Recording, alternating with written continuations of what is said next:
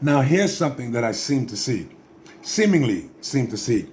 Not that it's peculiar, but nevertheless particularly peculiar, and that it's peculiarity of the situation.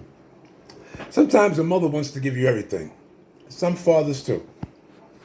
Far and few, but more so mothers. I would say they're afraid to give you all the information, I guess because a part of them doesn't want you to be overwhelmed. And then again, another part of them doesn't want to see you too much, carrying too much or be too wise. Because as you grow up and you begin to know more, it puts you closer to walking out the door. See, they don't mind, or maybe I should say, they need to mind the fact that what they have in mind should be in your mind too, because you're their child, especially for your daughters. Especially for your daughters. Mothers have to stop wanting grandkids. I say this in the world now because we keep bringing these kids in the world and not wanting to give them the character, the manners, something to be conscious of. So by the time they reach 7, 8 years old, they're conscious.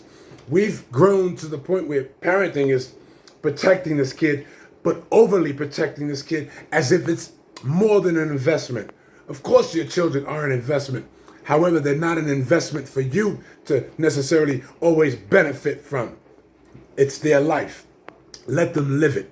Allow them to live it. Open up an opening. Share with them. Reveal something to them. Let them know, and they'll be less afraid to let you know. Don't think your little daughter, because she's between a certain age bracket, isn't aware of what you're aware of. She probably knows more about sex than you would ever imagine. But sex is not what you want to teach her. What you want to teach her is about the opposite sex.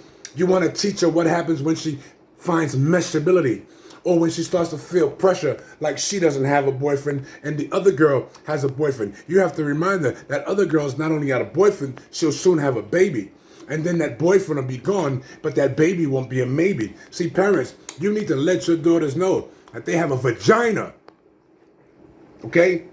And you need to let your sons know that they can't put nobody's vagina in their pocket. In other words, you don't own her. You don't own nothing.